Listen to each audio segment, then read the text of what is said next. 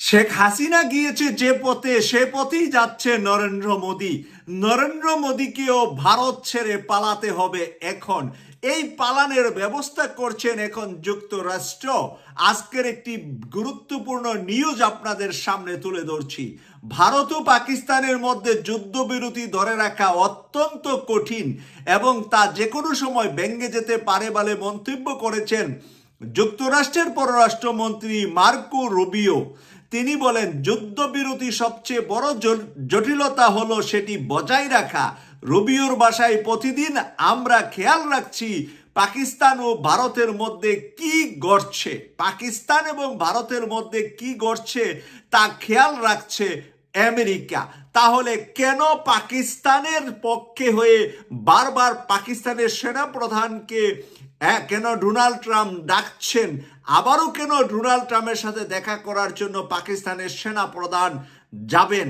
প্রিয় দর্শক, সেই কারণে আজকে বলছি যে অন্যের ঘাড়ে আপনি অনেক দিন চড়েছেন, এবার আপনার ঘাড়ে অন্য কেউ চড়বে। এটাই পৃথিবীর নিয়ম।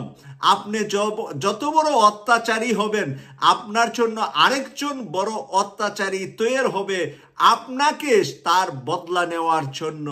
ক্ষেতের ইটা খেতে ভাঙ্গে, আল্লাহ লাইলে তুলে না, এরকম একটি কথা গ্রামের ভাষায় আমি বলছি। আমি তো গ্রামের ছেলে।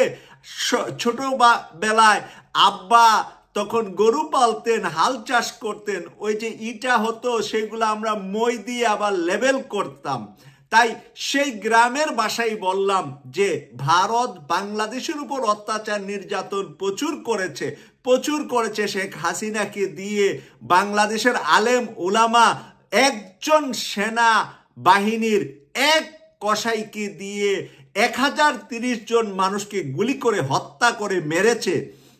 সে স্বীকারোক্তি করেছে আন্তর্জাতিক অপরাধ ট্রাইব্যুনালে। আপনারা দেখছেন মেজর জেনারেল জিয়াউল আহসান এই কথাটা কিন্তু স্বীকার এসেছে। প্রিয় দর্শক, এই খুনিগুলা কে বানিয়েছে? ভারত বানিয়েছিল বাংলাদেশের জন্য।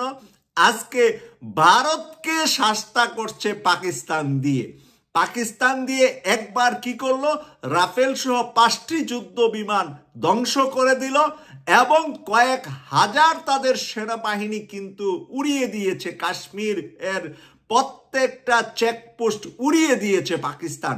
সের পরে এখন আবার নতুন করে যারা আগে যুদ্ধ বন্ধ করলো, সারেন্ডার করলো, সেই ভারত এখন হুমকি ধুমকি দিচ্ছে পাকিস্তানকে।